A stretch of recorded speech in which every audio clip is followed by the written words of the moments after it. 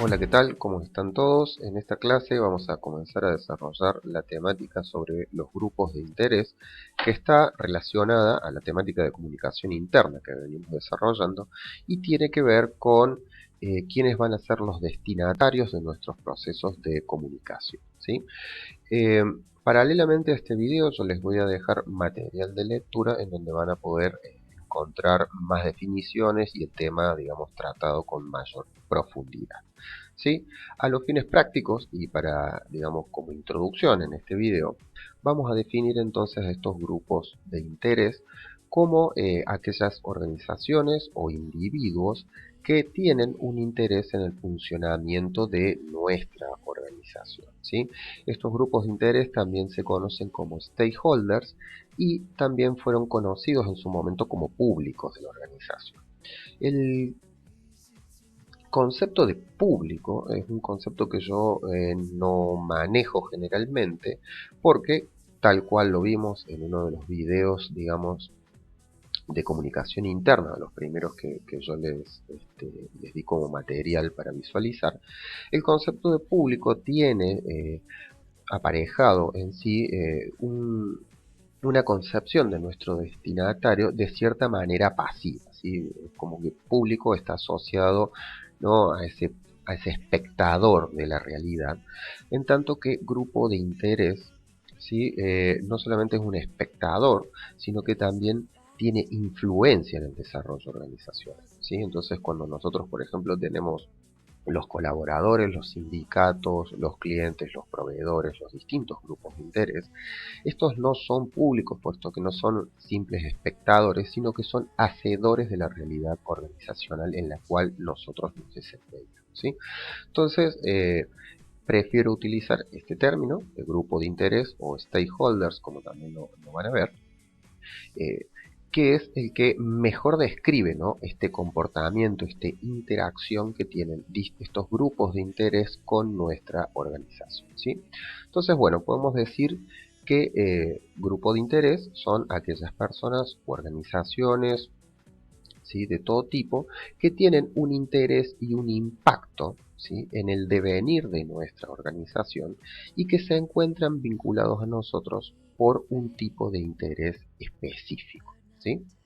Nosotros vamos a encontrar distintas definiciones, ¿sí?, en el material que yo les estoy dejando como lectura, donde van a encontrar que hay de tipo primario, que hay de tipo secundario, que hay de tipo normativo o de tipo crítico, ¿sí? ¿Esto qué quiere decir? Que, por ejemplo, si nosotros tenemos la definición, tomamos las definiciones que los describen como primarios o secundarios, lo que vamos a ver es que los primarios son aquellos que resultan imprescindibles para la organización, para el funcionamiento de la organización, y que tienen una relación directa, ¿sí?, en tanto que los secundarios son aquellos que participan indirectamente en la organización. Entonces, si nosotros nos basamos por esta categoría, podemos decir que, por ejemplo, los colaboradores son un grupo netamente primario, ¿sí?, así como los inversionistas, y en algunos casos se señala, por ejemplo, también a los proveedores como un grupo primario, ¿sí? Si yo me voy a valer por esta categoría, bueno, tenemos como grupo secundario, por ejemplo, la sociedad civil en su conjunto, la sociedad civil organizada en distintos tipos de organizaciones que pueden ser ambientalistas, pueden ser organizaciones de tipo de defensa del consumidor, vamos a encontrar gobiernos, instituciones educativas, es decir, toda una serie de individuos y asociaciones que se encuentran vinculadas a nuestra organización por un interés en particular, ¿sí? Esta categoría de primarios y secundarios puede variar según los autores, llegándose a establecer dos o tres, digamos, diferentes tipos, ¿sí?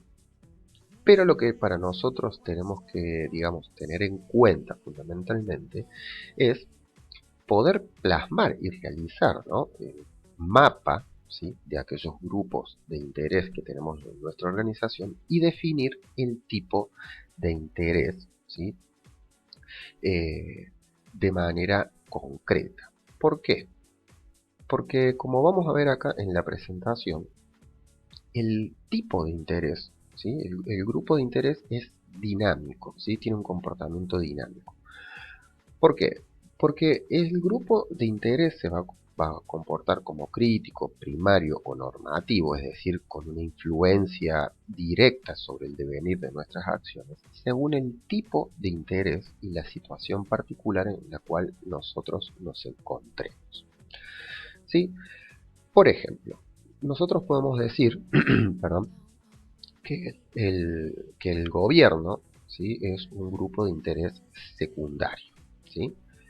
Pero, por ejemplo, en una situación como la que estamos viviendo, en donde muchas organizaciones han recurrido a cierto financiamiento del gobierno o han solicitado exenciones impositivas dada esta particular situación, el gobierno se comporta en este caso y en esta situación como un grupo de interés primario, crítico o normativo, ¿sí? Es decir, habitualmente es secundario, pero en esta situación en particular vendría a ser un grupo primario. Bien, ¿qué tipo de interés puede tener, por ejemplo, el gobierno en nuestra organización, del tipo que sea?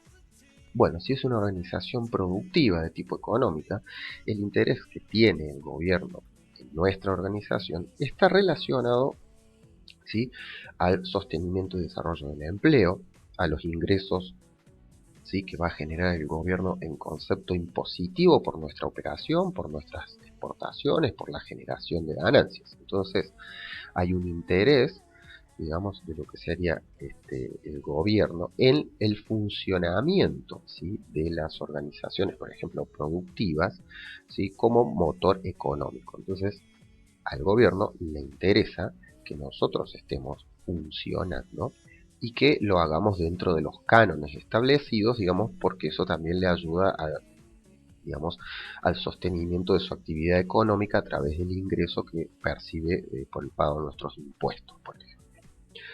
Otro grupo de interés que se comporta, y lo van a ver que hay distintas clasificaciones y que algunos autores lo ponen como primario o crítico, otros como secundario, son los sindicatos, ¿sí? Es decir, el sindicato es un grupo de interés que se va a comportar, tal cual lo estamos definiendo nosotros ahora, de manera dinámica. Es decir, el sindicato tiene intereses particulares en nuestra organización que tienen que ver con el sostenimiento del empleo, con la mejora de las condiciones laborales, con la defensa de los derechos y los intereses. Recuerden que los gremios fundamentalmente defienden intereses, ¿sí?, de los colaboradores.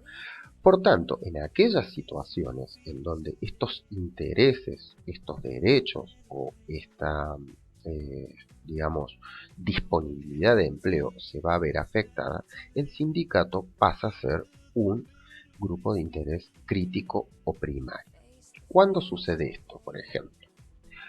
Cuando nosotros estamos en una situación que nos obliga, por ejemplo, a hacer una reducción del horario laboral, o como ha sucedido, por ejemplo, en la industria automotriz, se empieza por una cuestión de bajas ventas y sobreproducción, digamos, se empiezan a reducir las jornadas, se establecen turnos, se dan licencias, digamos, vacaciones obligatorias.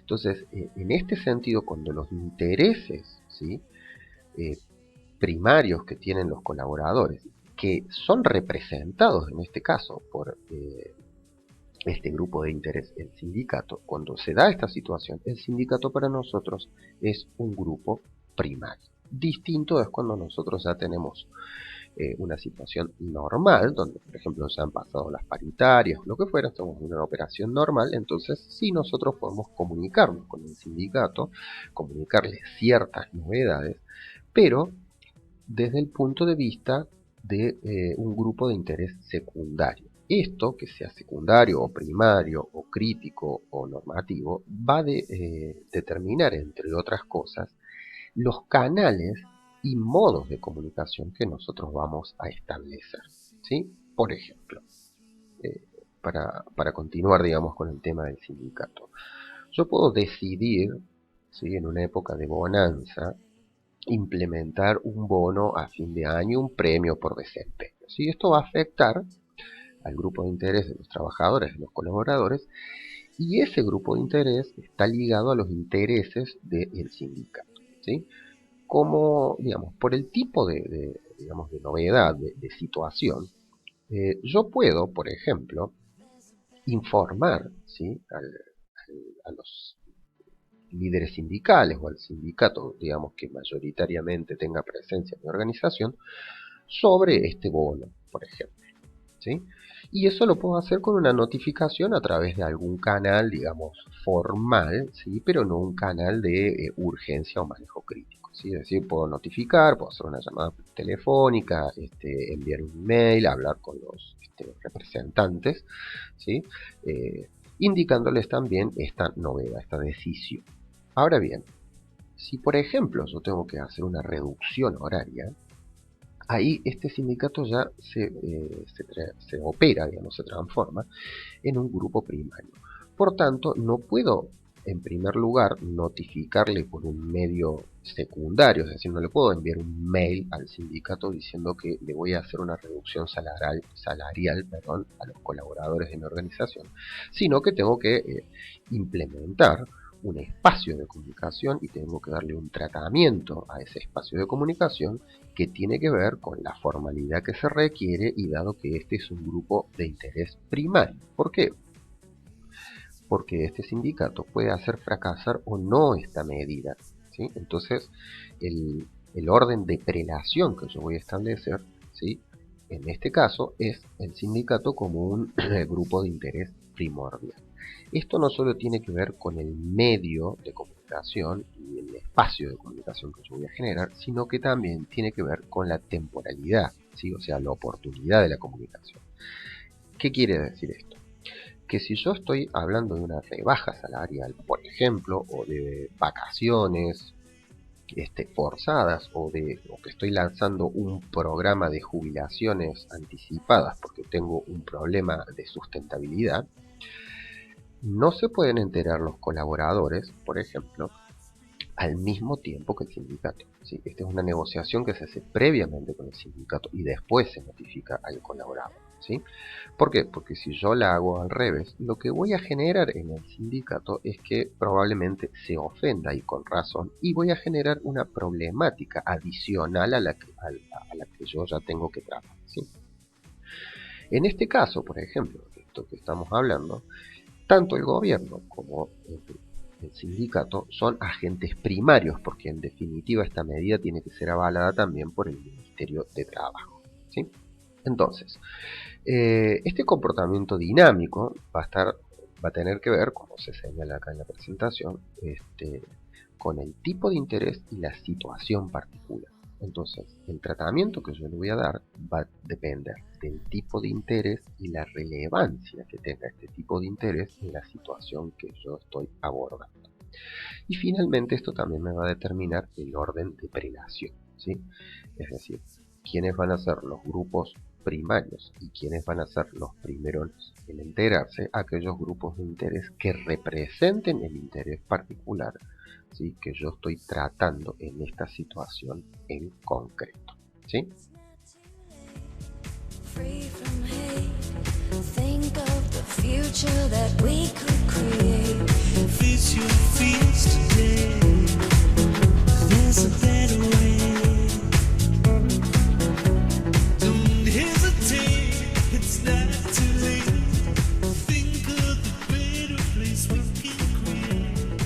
Face the facts.